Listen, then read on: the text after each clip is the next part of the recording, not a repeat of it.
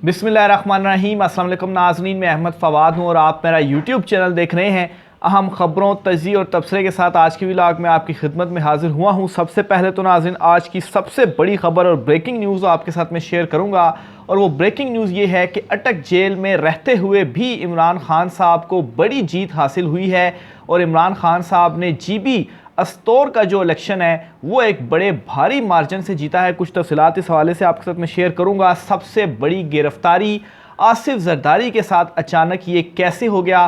सिंध में जो corruption system और पीपल्स पार्टी के गिर्द जो घेरा तंग किया जाना था, इस हवाले से कुछ अहम तरीन तफसीलात आपके साथ में शेयर करूंगा। इसके अलावा सुप्रीम कोर्ट ऑफ पाकिस्तान से भी बड़ी एक इंपॉर्टेंट खबर है, वो भी आज की व्लॉग में आपके सामने रखूंगा। आगाज़ नाज़रीन पहले तो मैं जो बड़ी ब्रेकिंग न्यूज़ है GB अस्तौर के इलेक्शंस के हवाले से उसके साथ करूंगा, और जो नताइज हैं, क्योंकि हतमी नताइज की जो अनाउंसमेंट है वो हो चुकी है और इसके मुताबिक 6191 वोट जो हैं वो पाकिस्तान तहरीक इंसाफ ने लिए हैं, जबकि मुस्लिम लीग नून ने 4899 और 4080 वोट जो है वो पीपल्स पार्टी की जानिब से हासिल किए गए हैं इन इंतखाबात में। और साबिक वज़ीर आला गिलगित बल्तिस्तान खालिद खुर्शीद के वालिद हाजी खुर्शीद, जो कि तहरीक इंसाफ के उम्मीदवार थे, उन्होंने ये जो ज़िमनी इलेक्शन है वो जीता है। इन ज़िमनी इंतखाबात का कुछ बैकग्राउंड जो है वो इस तरह से था कि खालिद खुर्शीद साहब को नाअहल जब करार दिया गया, तो वैसे इसमें पहले से ही पाकिस्तान तहरीक इंसाफ के पास ही ये नशिस्त थी। बहरहाल खालिद खुर्शीद को जब नाअहल करार दिया गया तो इसके बाद यहाँ पर ज़िमनी इलेक्शन हुआ और खालिद खुर्शीद ने अपने जो उनके वालिद हैं उनको ये जो टिकट है वो इशू किया पाकिस्तान तहरीक इंसाफ ने। यहाँ पर ज़िमनी मार्का हुआ और इसके बाद पाकिस्तान तहरीक इंसाफ भारी मार्जिन से ये जो मार्का है वो जीती है। अब बज़ाहिर तो जो फिगर्स हैं उनको देखने के बाद तो ये समझा जा रहा है कि शायद कोई 1200 वोटों से सिर्फ पाकिस्तान तहरीक इंसाफ जीती है और दूसरे नंबर पर रही है मुस्लिम लीग नून 1200 वोटों के फ़र्क से। लेकिन यहाँ पर ओवरऑल जो वोटों की तादाद है, गिलगित बल्तिस्तान का ये जो अस्तौर का इलाका है, यानी कि GB 13 अस्तौर 1, तो यहाँ पर जो आबादी है या जो वोटर्स हैं वो इतने ज़्यादा नहीं हैं। अगर आप तीनों जमातों के वोटों की तादाद को मिलाएं तो तकरीबन ये कोई 16-17 हज़ार कुल वोट जो हैं वो बनते हैं। तो जाहिर सी बात है अगर एक हलके में इन तीनों जमातों को मिलकर कोई 16 या 17 हज़ार वोट पड़े हैं तो जो जीत का मार्जिन है वो भी हज़ारों में ही होगा। ये नहीं हो सकता कि वो कोई 15-20 हज़ार का फ़र्क हो जाए। अगर किसी हलके में 4-5 लाख वोटर्स होते हैं तो वहाँ पर जो मार्जिन है वो फिर ज़ाहिर सी बात है 15-20 हज़ार का भी हो सकता है। लेकिन इस हल्के में चूँकि वोटों की जो तादाद थी वही कम थी तो इस वजह से 1200 का ये मार्जिन था। तो बहरहाल एक अगर परसेंटेज निकाली जाए तो एक बड़ी परसेंटेज के साथ पाकिस्तान तहरीक इंसाफ ने जो मार्का है वो जीता है और इमरान खान के नाम के ऊपर मोहर जो है वो अवाम ने लगा दी है और बता दिया है कि इस सूरत हाल में भी जहाँ पर पाकिस्तान तहरीक इंसाफ की पार्टी को तोड़ दिया गया, गिरफ्तारियाँ की गई, वर्कर्स को गिरफ्तार किया गया, इमरान खान के ऊपर मुकदमे, जेल, इस सारी की सारी सूरत हाल के बावजूद भी अवाम जो है, ख़ास तौर पर GB की जो अवाम है वो इमरान खान के ही साथ खड़ी हुई है और इमरान खान को जो वोट है वो उनकी जानिब से दिया गया। बहरहाल एक इसमें हैरान कुन बात ये ज़रूर है कि आखिर इस सारी सूरत हाल के बावजूद नून लीग और पीपल्स पार्टी को भी कुछ ऐसे लोग मौजूद हैं, उनके वोटर्स मौजूद हैं जो अभी भी उनको वोट कर रहे हैं। हालांकि अब तो आंखें खुल जानी चाहिए सबकी, जितना ज़्यादा एक्सपोज इमरान खान साहब ने इस वक्त सबको किया है और जो जो कुछ इस वक्त हो रहा है, और एक आम आदमी जो है उसके ज़ुबान पर भी इस वक्त अगर इमरान खान नहीं भी तो ये नारा ज़रूर है महंगाई को लेकर, और जो क्रिटिसिज्म है वो सारे का सारा ये जो PTM हुकूमत है इसके ऊपर किया जा रहा है। तो बहरहाल ये एक बड़ा अहम मार्का था जो कि इमरान खान साहब पाकिस्तान तहरीक इंसाफ के नाम रहा।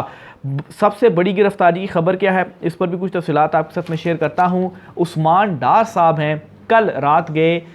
इन्हें कराची मलीर के इलाके से जो है वो पकड़ा गया है और कहा यह जा रहा है कि इनको बेसिकली अगवा किया गया है नामालूम अफराद की जानिब से, क्योंकि अभी तक ये मालूम नहीं है कि इनको कहाँ रखा गया है। और ये बड़ी गिरफ्तारी थी, और बड़ी गिरफ्तारी इन अ सेंस इसलिए इसको मैं करार दे रहा हूँ क्योंकि एक तरफ तो इमरान खान साहब के साथ जो बैकडोर मुज़ाकरात के हवाले से इतलात सामने आ रही हैं, तो इससे ये साबित हो रहा है कि इमरान खान के ऊपर मज़ीद दबाव डाला जा रहा है और उसकी रीज़न ये है कि इमरान खान ने NRO देने से इनकार किया है। ज़ाहिर सी बात है, आखिर बार बार इमरान खान साहब से मुज़ाकरात करने का, दबाव डालने का मकसद क्या है कि वो हमारी बात मान लें और कोई दूसरा ऑप्शन इसके अलावा उनके पास नहीं है मासवाए इसके कि इमरान खान इनकी बात मान ले, अदरवाइज़ उनको खुद झुकना पड़ेगा। तो इमरान खान अभी तक डटा हुआ है, इनकी बात नहीं मान रहा और इस तनाजुर में इस गिरफ्तारी को देखा जाए तो ये बड़ी गिरफ्तारी है, क्योंकि ये फिर दोबारा मैसेज दिया गया है कि हम जो है वो फिर इसी तरह का जो क्रैकडाउन है वो मज़ीद भी आगे इसको बढ़ाएंगे।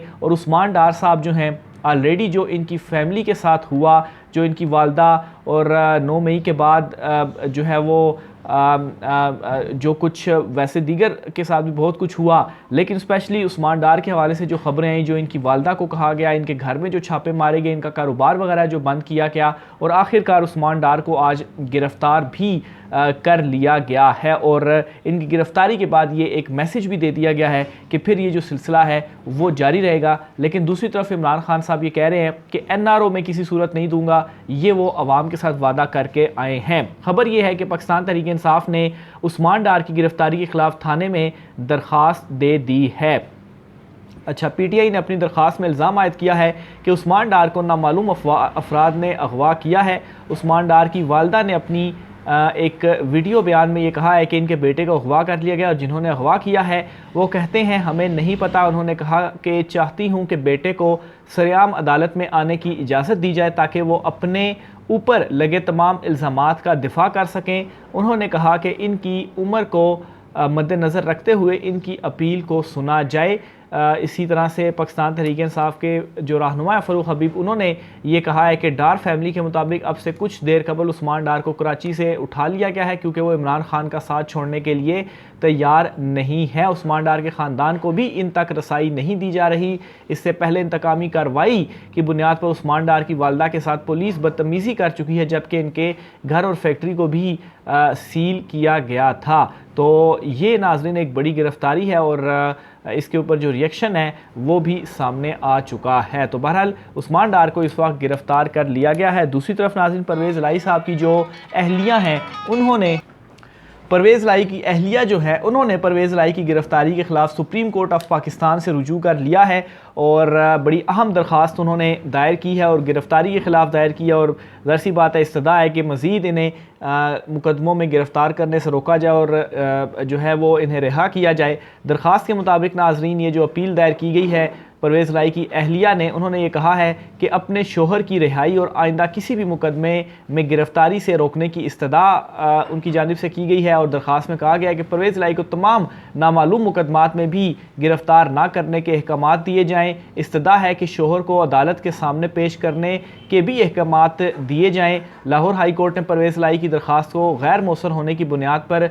निपटाया था। परवेज़ लाई के रिहाई के अहकामात के बावजूद इन्हें दोबारा गिरफ़्तार कर लिया गया। हाई कोर्ट ने परवेज़ लाई गिरफ्तारी से मुतल्लिक हक़ाइक़ का जायज़ा नहीं लिया और इसमें निगरान पंजाब हुकूमत, सेक्रेटरी दाखिला पंजाब, IG पंजाब को फ़रीक बनाया गया है। तो परवेज़ लाई की जो अहलियाँ हैं उन्होंने बिल आखिर सुप्रीम कोर्ट ऑफ पाकिस्तान से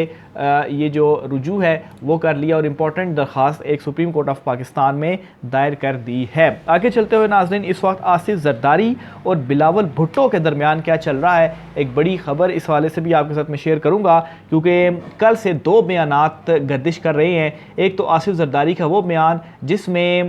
वो उन्होंने हैंड्स-अप कर लिया है और उस बयान में उन्होंने ये मान लिया है कि ठीक है, जो इंतखाबात हैं वो 90 रोज़ से अगर आगे भी जाते हैं तो कोई मसला नहीं, क्योंकि नोटिफिकेशन हो चुका मरदमशुमारी का और उसके बाद इलेक्शन कमीशन ने हल्का बंदियाँ करनी है। तो जब हल्का बंदियाँ मुकम्मल हो जाएँ उसके बाद इलेक्शन कमीशन इंतखाबात करवा दे, हमें इलेक्शन कमीशन के ऊपर मुकम्मल एतमाद है। ये जो बयान है वो आसिफ जरदारी की जानिब से कल दिया गया और इससे पहले पीपल्स पार्टी जो है वो जिस तरीके से ये एक अपना जाली बयानिया ही में इसको कहूँगा कि कह रही थी कि 90 रोज़ के अंदर हर सूरत में इंतखाबात होने चाहिए, आइनी तकाजा है। और पीपल्स पार्टी के मुख्तलिफ रहनुमाओं के जो बयानात हैं वो भी ऑन रिकॉर्ड इस पर मौजूद हैं। लेकिन उसके बाद आसिफ जरदारी आकर ये जो बयान देते हैं, इससे एक चीज़ तो क्लियर हो गई है कि आसिफ जरदारी का भी जो सॉफ्टवेयर है वो अपडेट किया गया है और उनको कोई क्लियर मैसेज दिया गया, जिसके बाद उन्होंने ये कहा है कि चलें ठीक है, इंतखाबात में अगर ताख़ीर होती है तो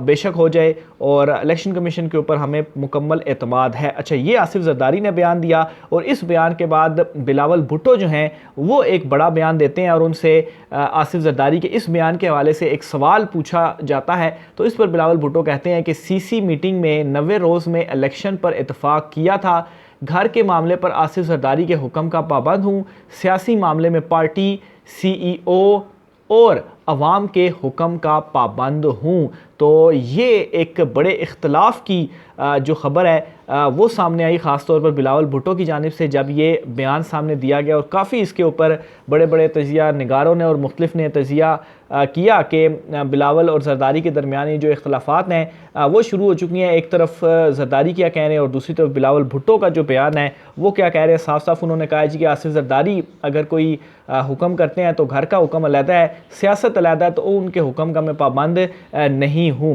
बहरहाल इस हवाले से जो मेरी राय है वो ये है कि जिस तरह से शहबाज और नवाज गुड कॉप और बैड कॉप खेलते थे, यानी कि एक इनकलाबी था और दूसरा मफाहमत का बादशाह था, तो इसी तरीके से यहाँ पर भी जो गुड कॉप और बैड कॉप है उसका आगाज़ हो चुका है आसिफ जरदारी और बिलावल भुट्टो के दरमियान, और एक इनकलाबी बन चुका है और एक मफाहमत का बादशाह जो है वो बन चुका है। यानी कि बिलावल भुट्टो साहब चाहते हैं कि वो इनकलाबी रहें और आसिफ जरदारी जो हैं वो मफाहमती रहें, और जो शरीफ ख़ानदान अपनी सियासत में जिस तरीके से गुड कॉप और बैड कॉप खेलता है उसी तरह से जो नूरा कश्ती है वो भी हम खेलते रहें और आवाम को बेवकूफ़ जो हैं वो बनाए रखें। तो बहरहाल मेरी नज़र में तो इन दोनों का कोई ये ऐसा इख्तलाफ नहीं है, लेकिन खैर अवाम की नज़र में ख़ुद की साख को बचाने के लिए और गुड कॉप और बैड कॉप खेल कर अवाम को बेवकूफ़ बनाने के लिए कि देखें हम तो ये चाहते हैं कि 90 दिन के अंदर इलेक्शन हो, आइनी जो तकाज़ा है वो मुकम्मल हो, और बिलावल भुट्टो इसका बयान दे रहे हैं। दूसरी तरफ आसिफ जरदारी कहते हैं नहीं जी, मईशत का भी सोचना है और मुफाहमत के हवाले से जो है वो उनका जो एक बयान है वो सामने आता है। तो अब अवाम जो है वो बेवकूफ़ नहीं बनने वाली, उनको मालूम है कि जो कुछ इस PDM हुकूमत ने किया, बल्कि जो इनके वज़ीर हैं अपने PDM के निगरान हुकूमत के, मेरे ख़्याल से गौहर एजाज़ ग़ालिबन उनकी जानिब से ये जो बयान है कल का इमरान ख़ान के शो में वो अपीयर हुए और उन्होंने ये कहा कि इमरान ख़ान के टाइम पर 2022 के एंड पर जब इमरान ख़ान साहब की हुकूमत थी तो उस वक्त जो मुल्क था वो किस सही डायरेक्शन में जो है वो जा रहा था, जहाँ पर एक्सपोर्ट्स वगैरह थी या जो ज़खायर वगैरह थे। लेकिन फिर उसके बाद ये PDM हुकूमत आई और 16 माह के अंदर जो कुछ इन्होंने मुल्क का हाल कर दिया, तो उसके बाद वो कहते हैं जी कि कोई एक अच्छा जो माशी प्लान है वो देकर जाएंगे। उनकी जो निगरान हुकूमत है वो है तो 3 माह के लिए, लेकिन जितना भी अरसा वो रहते हैं